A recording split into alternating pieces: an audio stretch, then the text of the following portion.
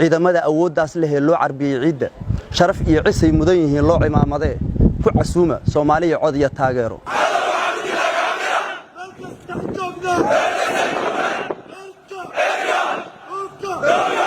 haddii gabaygu can yahay anaa caadil ii dhigay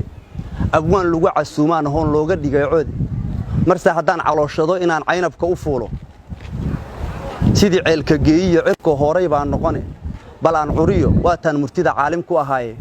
inaan ciidan leenahay ku filan ciidannada hooyo cudud iyo awood lagu hubee aan cabsi aqoonin caddaanka iyo madowga og iyo caalamka oo idile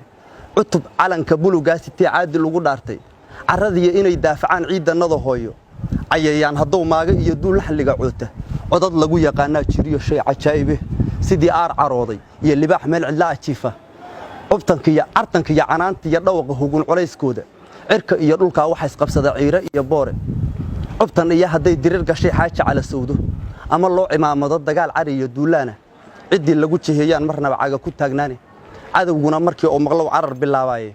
ciidamada awooddaas leh ee loo carbiyey ciidda sharaf iyo cisay mudan yihiin loo cimaamaday ku casuuma Soomaaliya cod iyo taageero si aad ugu caweysaan midnimo caana lagu maalo afarta cadceed soo baxday maalin caadiyade cirkooda ay daruur laga cabiyo sayma curashaade curo iyo haway soo dhashiyo sidigta cagaagde afar kalo cisiye waana mudan caawa iga hooyo al-shabaabkii caadeysan jiray dhiga cabistiisa ciroolaha ku wiileyn jiray culimo oo diinka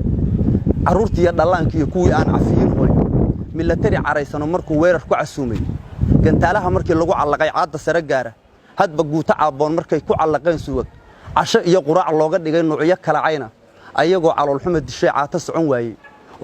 oo caguhu barareen ayay howdka cararaane carraday ku noolaa jireen ciidanka degay waa taa calanka buluuga la suray ciidda badideeda ciidamada awooddaas leh loo carbiyey ciidda